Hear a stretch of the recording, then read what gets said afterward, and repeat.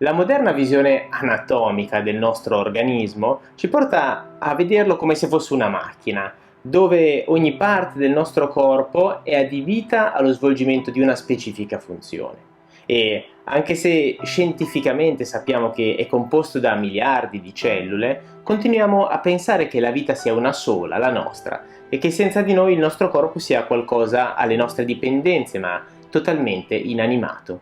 Gli antichi cinesi non conoscevano le cellule e di certo non avevano nessuna idea di che cosa possa essere un organismo eucariote, caratterizzato da miliardi di queste cellule che condividono lo stesso patrimonio genetico. Tuttavia, consideravano il corpo come un insieme dinamico, un territorio interno, un pianeta potremmo dire, caratterizzato da fiumi e valli, monti e mari, dei e spiriti.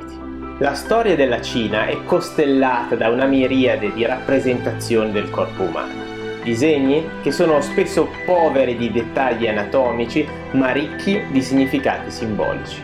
Per la tradizione medica e taoista cinese era infatti molto più importante capire la funzione di un organo piuttosto che la sua forma. Molti di questi disegni sono giunti sino a noi. Uno dei più famosi in assoluto viene conservato ancora oggi, scolpito su una lastra di pietra, nel Tempio delle Nuvole Bianche, a Pechino. La storia di questo dipinto è davvero affascinante. Nel 1800 circa, Su Yun, un monaco taoista, si stava recando in pellegrinaggio sul monastero di Songshan, una delle 5 montagne sacre taoiste. Una volta giunto nel monastero, entrò nella libreria e trovò una pergamena appesa al muro che lo colpì particolarmente. Questo disegno mostrava le trasformazioni dello yin e dello yang con i 5 movimenti, insieme a molti richiami alchemici. Si trattava di una nuova rappresentazione del corpo umano, dipinto come se fosse un vasto paesaggio o un piccolo continente. Evidentemente Su Yun riuscì a trovare il modo di convincere questi monaci a farsi affidare la pergamena, che infatti portò a Pechino, nel Tempio delle Nuvole Bianche. Avendo trovato questa rappresentazione così illuminante, decise che non poteva essere rappresentata solo su una pergamena, che poteva andare distrutta, ma doveva essere scavata sulla roccia, in modo che potesse essere ancora riprodotta e potesse aiutare quanto più persone possibile ad espandere la propria coscienza ed evolvere nel loro cammino verso l'illuminazione. Questa mappa è la Neijing Tu. A prima vista è difficile distinguere una forma, ma se ci sforziamo un momento iniziamo a distinguere i tratti maggiori, cioè quello di un embrione, senza braccia né gambe. Ai taoisti interessava infatti la sede delle principali trasformazioni energetiche, ovvero i 3 campi di Cinabro o Dantien. Il primo a livello della testa, un altro a livello del torace e dell'alto addome e un ultimo a livello del basso addome. La testa viene rappresentata circondata da 9 montagne, 9 picchi sacri, 5 per la tradizione taoista e 4 per la tradizione buddista. L'aria che respiriamo diventa il vento che soffia attraverso queste montagne e si spande su tutto il panorama interno. Le montagne stesse diventano i nostri polmoni, posti in alto sul tetto del mondo, che hanno il ruolo di portare le brume verso il basso, a rinfrescare la terra. La testa è anche la sorgente superiore delle acque, è qui che infatti introduciamo l'acqua che entra nel nostro corpo. E allo stesso modo sulle montagne si formano le piccole vie d'acqua, i ruscelli, i torrenti, che si uniranno a formare le grandi vie d'acqua come i fiumi, che scorrono verso il basso sino al mare, che è rappresentato dai reni nel nostro corpo e da un oceano in questo disegno. A livello della testa seguono interessanti coppie yin-yang. Vedete per esempio qui c'è Lao Tse e Bodhidharma, rispettivamente i santi del taoismo e del buddismo. Lao Tse si rivolge verso il basso, come l'acqua, che è identificato nel Tao Te Ching come l'elemento più benevolo della terra, perché l'acqua scende sempre verso il basso, non ha ambizioni, si muove verso il basso e va a nutrire tutti gli esseri viventi, senza distinzione. E dall'altro lato c'è Bodhidharma con le mani rivolte al cielo verso l'alto, come a voler uscire dalla ruota delle reincarnazioni. La testa, più che la sede dell'intelletto, era la sede dell'illuminazione. E infatti è proprio dalla testa che, secondo l'alchimia interna taoista, può essere racimolata l'energia pura e può nascere l'embrione immortale. A livello della testa troviamo gli occhi, rappresentati qui come il Sole e la Luna, l'astro Yang e l'astro Yin. E troviamo anche questo arcobaleno spezzato in mezzo, che rappresenta l'unione del Renmai, vaso concezione, e il Dumai, che viene tradotto come vaso governatore. Due meridiani straordinari, gli unici che vengono rappresentati in questo disegno, proprio perché sono indispensabili per estrarre l'elisir di lunga vita e raggiungere l'immortalità. Se proseguiamo il nostro itinerario immaginario all'interno del corpo taoista, incontriamo il cuore. In una camera di sangue c'è un bambino che raccoglie le stelle, una vera immagine di potenza creativa che ricorre in numerose tradizioni. Pensate per esempio all'arcano zero dei tarocchi, che conserva nel suo sacchetto le stelle, almeno in alcuni disegni. Ma quali stelle raccoglie? Non sono stelle a caso. Quella è l'Orsa Maggiore, il Grande Caro. E il Grande Caro era un simbolo di destino, ma anche un simbolo di ordine, perché la stella polare rappresentava l'imperatore e il resto della costellazione i suoi funzionari. Forse quello che sta facendo questo bambino è unire le stelle con un filo. Riconosce le stelle e le unisce. Questo fa del cuore il luogo dove l'uomo riconosce e segue il proprio destino.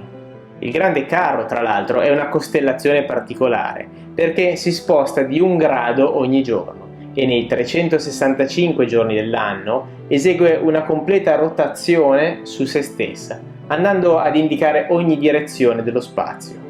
L'imperatore che guarda i suoi sudditi. Proseguendo il nostro itinerario troviamo boschi e campi coltivati, due forme di natura molto vicine all'uomo. Il fegato ha il ruolo di depurarci, potremmo dire rinfrescarci nella medicina cinese, ed è un organo pieno di vita che trova nel vigore della natura incontaminata la sua rappresentazione.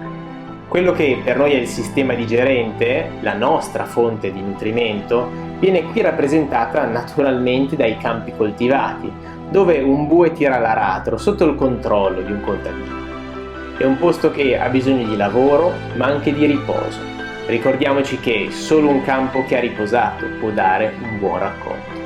Se ci spingiamo ancora più in basso nel nostro disegno, troviamo gli oceani, le profondità abissali che raccolgono l'acqua dei fiumi e ci forniscono un posto di quiete, un posto dove ritornare e dove trovare la pace tipica dell'elemento acqua.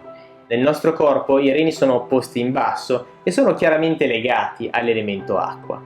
Possono avere un comportamento passivo o uno attivo.